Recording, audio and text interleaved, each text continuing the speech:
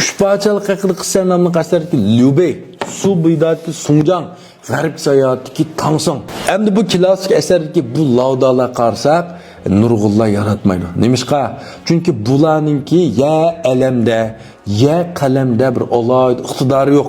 Qo'llasidagilarga yetmaydi o hisobda, shunami? Lekin bular lavda. Bular boshliq. Endi bular o'zlari nihoyat bir odatdagi bir odam bo'lgan bilan qo'llasida ajoyib donliq, nihoyat qaltis baturlarni, katta donishmandlarni, vahshiy avliyolarni boshqurib ishlata olgan, o'zining maqsadi, o'zining nishoni uchun birlikda xizmat qildira olgan. Endi mushadillikda mana shu Liubeyni, Sunjangni, Tangsongni yaratmaydigan, bularni voy degan unda kalva mandaq deb zangli qildiganlar, uzanglar bir qilib qo'yganlar.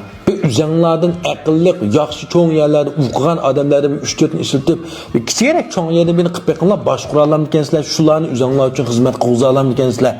Endi bu uchaylarning iqtidori boshqa jihatda. Ularning iqtidori alam qalamda bo'lmagan bilan bularning nimasi bor? Lingdaoli, guallilisi bor. Yani boshqaruv san'ati va haqiqiy qanday qilib lavdavlash, qanday qilib bularni boshqarish uchun xizmat qilish majiyati iqtidori bor. Idora jamiyatda ishlab baqqanlar, idora jamiyatdagi boshliqlarning kasbiy jihatdagi bilimi odatga bir xizmatchiga yetmaydi, shunami? Ularni selishtirishning hojati yo'q, boshliqning boshliqqa xos qildigan ishi bor. O kasbiy iqtidorni bular bilan baslashib kesish bo'lmaydi. Unda olib qolsa, o'ta kompyuter ishni men o'qimaykansiz, men qilib beray deb, o ishni mal qilgan bo'lib qoldi. Shirkatlardimi, cho'ng-cho'ng korxonalardimi, bu korxonaning lideri, CEO, bosh direktor deganlar kasbiy setish moyillari bilan, e'lon ishlaydigan xizmatchilar bilan yoki buxgalter kasrlarlar u jihatdagi kasb bilimini selishtirishning hojati yo'q. Ularga o'rgatib bu qilishning hojati yo'q. Bu butkul bir kollektivni, bir parlaq, bir munsim, cho'ng nishon uchun yetaklab ma'nolish kerak. A'loni qildigan boshqa ish. Yani shuning uchun bu yerda lingdaoli, boshqaruv san'ati deganlarni bilmasak, tushunmagachga o ishning nihoyat muhimligini, uning nihoyat tasdigini, nihoyat aql parasat, psixika, savrchanlik talab qiladigan, yuqori kishilik munosabat talab qiladiganligini bilmasak, shunday tushunmagachga ularni kalva, döt deb tillab qolamiz o'zimiz. Bular hargizmi döt emas, kalva emas, iqtidorsiz emas. Liubey döt bo'lsa, Liubeyning dötligini sizlar o'qib qopsizlar, Jugulian sizlardan dötmidi va Pangtong Jugulianlar sizlar fuqannim yeni turib o'qimasmi? Sunjangning qo'llasidagi bu yerdagi mushavirlar, aqlbeylik bo'lib u bo'lim sildan dötmidi. Yendin ketmay Sunjang uchun xizmat qilib. Endi bunda o'ylsam ko'pinchalarning nazarida go'xozayga o'xshash, kun qor jamiyatdagi lavda katobaşlar, bular hamisidan bak urshalaydigan lavda bo'ladi, qor jamiyatda eng yomon mushalaydigani. Ash birov qilarda, hozir qilarda emas. Shu kalsiga kirib, ash lavda degan eng yomon bo'lish kerak, boshliq degan deb shundaq o'ylab oldik-ku.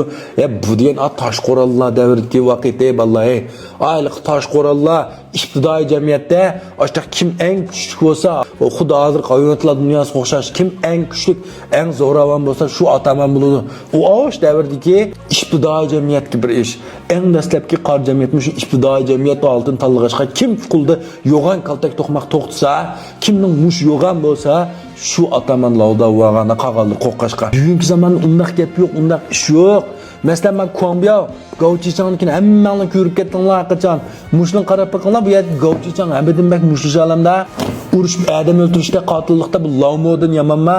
O'ylab boqinglar, kishilik munosabatda xotin dasavga yetamda, boylik jihatda chishuq yetamda. Ya, lekin bu qaltis ishlaydi.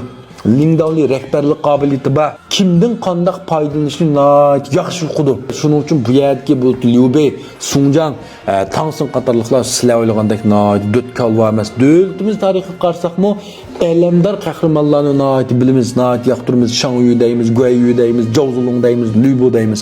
Endi qalamdor donishmand qahramonlarni Jugulian deymiz, Sima deymiz, Jisholan deymiz, shunami? Yoqtirimiz. Endi bulardan boshqa uchinchi bir Lingdao Yingshun, yeni kattabaş qahramonlar, boshliq bo'lib qolgan qahramonlar, otaman qahramonlar bor. Endi bularning tarix ko'rsatgan ta'siri, taraqqiyotini oldiq siljitishi o ikkisidan ko'p, o ikkisidan zo'r salmoqni egallaydi. Yangi tarix yaratgan, yangi tarixning pardasini ochgan, yangicha bir ishlarni qila olgan, ularning hammasi mana shu Lingdao Yingshunlardan chiqqan, qag'allardan emas. Haqiqiy yomon bu yerdagi Lingdaolar naq bayargandek yomon alamdor bilan yomon qalamdorlarni ishlatib o'z orzusi nishoni uchun xizmat qildira olganlar.